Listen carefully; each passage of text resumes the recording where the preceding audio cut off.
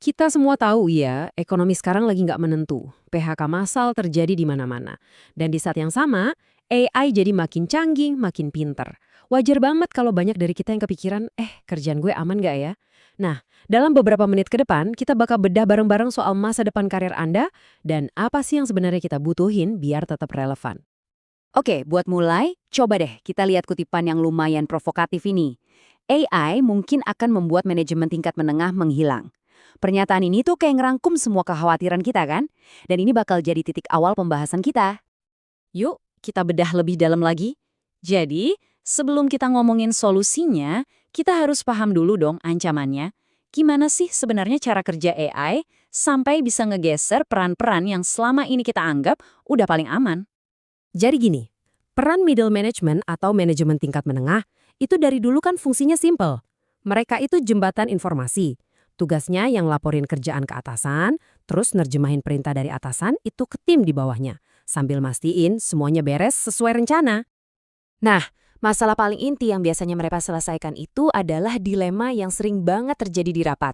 Dilema semua orang, seseorang, siapa saja, dan ujung-ujungnya nggak ada seorang pun yang ngerjain. Gini loh alurnya. Semua orang ada di rapat. Terus diputuskan ada tugas yang harus dikerjain sama seseorang. Secara teknis siapa aja bisa sih ngerjain itu. Tapi akhirnya gimana? Nggak ada yang ngerjain. Nah, disitulah manajer masuk buat mastiin ada yang tanggung jawab. Tapi sekarang AI bisa ngelakuin semua itu. Bikin notulen rapat, ngasih opsi solusi, bahkan langsung nunjuk siapa orang yang paling pas buat ngerjain tugasnya. Jadi, spekulasinya tuh bukan berarti peran ini bakal hilang total. Tapi bakal ya turun pangkat. Karena fungsi ngawasinya udah diambil alih sama AI, para manajer ini mungkin harus balik lagi jadi staff, jadi pelaksana teknis lagi di lapangan. Di tengah semua ketidakpastian karir ini, muncul sebuah tren baru. Orang-orang mulai nyari jalan keluar lain yang risikonya rendah, tapi dampaknya bisa besar. Selamat datang di era yang namanya demam emas produk digital. Coba deh lihat angka ini. 5x selama 2 tahun berturut-turut loh, industri produk digital ini tumbuhnya 5 kali lipat setiap tahun. Ini bukan lagi sekedar tren sesaat. Ini pergeseran ekonomi yang benar-benar masif. Terus apa sih yang bikin ini meledak? Jawabannya ada di perilaku kita sebagai konsumen. Di tengah ekonomi yang kayak gini, orang-orang jadi lebih ngerem buat beli barang-barang yang nggak perlu dan mulai berinvestasi di atas leher, alias pakai uang mereka buat belajar hal baru, buat pengembangan diri. Dan investasi buat diri sendiri ini, ujung-ujungnya cuma lari ke 3 hal dasar yang semua manusia mau. Jadi lebih kaya, jadi lebih sehat, dan punya hubungan yang lebih baik. 3 pasar fundamental inilah yang lagi digarap abis-abisan sama produk-produk digital. Nah, ini nih yang membawa kita ke konflik utama di era AI. Kalau informasi bisa dibuat secara instan dan gratis dalam jumlah tak terbatas, terus apa dong yang bikin kita sebagai manusia masih punya nilai? Ini pertanyaan krusial buat kita semua, para profesional dan kreator. Coba pikirin deh, kalau AI bisa ngerjain bagian teknisnya dengan sempurna, kenapa orang harus bayar kamu secara khusus? Apa bedanya? Nah, disinilah bedanya kelihatan banget. Informasi dari AI itu seringkali generik, ngambang, nggak ada konteks dunia nyatanya.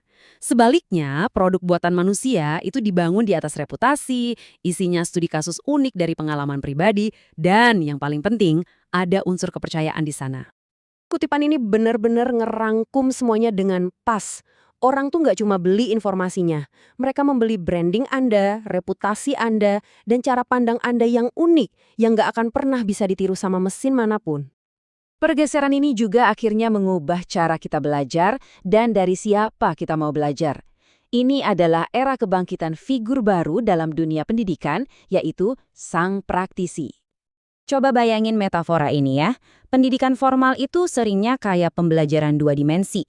Semuanya berdasarkan teori, kita belajar dari apa yang terjadi sama orang lain. Dunia cuma ada di atas kertas dan di otak. Nah, belajar dari praktisi itu adalah pembelajaran 3 dimensi. Ada dunia di atas kertas, di dalam otak, dan yang paling penting lewat pengalaman nyata yang mereka jalani sendiri. Jadi, untungnya apa? Anda dapat akses langsung ke pengalaman mereka, belajar dari jatuh bangun mereka yang spesifik. Anda jadi paham kenapa di balik setiap keputusan yang mereka ambil. Ini adalah ilmu yang nggak akan pernah Anda temui di buku teks atau kurikulum standar manapun. Oke, kita sampai di bagian terakhir dan mungkin yang paling penting.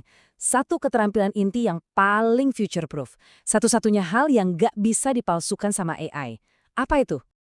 Uniknya, skill paling penting ini justru adalah sesuatu yang sering dianggap jijik atau nggak keren sama banyak orang. Sesuatu yang sering kita hindari karena gengsi. Yep, penjualan. Sales. Eits, tapi tunggu dulu. Ini bukan soal manipulasi atau trik-trik murahan ya. Coba kita definisikan ulang. Penjualan pada intinya adalah tindakan paling fundamental manusia dalam menawarkan sebuah nilai dan meyakinkan orang lain tentang nilai tersebut. Sadar atau enggak, kita semua itu sebenarnya jualan setiap hari. Waktu kita meyakinkan klien di kantor, waktu kita ngebujuk anak buat makan sayur, atau bahkan waktu kita diskusi sama pasangan. Itu semua adalah tentang mengkomunikasikan nilai secara persuasif. Dan ini membawa kita ke pertanyaan penutup buat Anda. Anda punya puluhan tahun pengalaman 3 dimensi yang sangat berharga, yang terkunci di dalam otak Anda. Pengalaman yang unik, yang nggak bisa ditiru oleh siapapun, termasuk AI. Jadi pertanyaannya adalah, bagaimana Anda akan mulai menawarkan nilai dari pengalaman itu kepada dunia?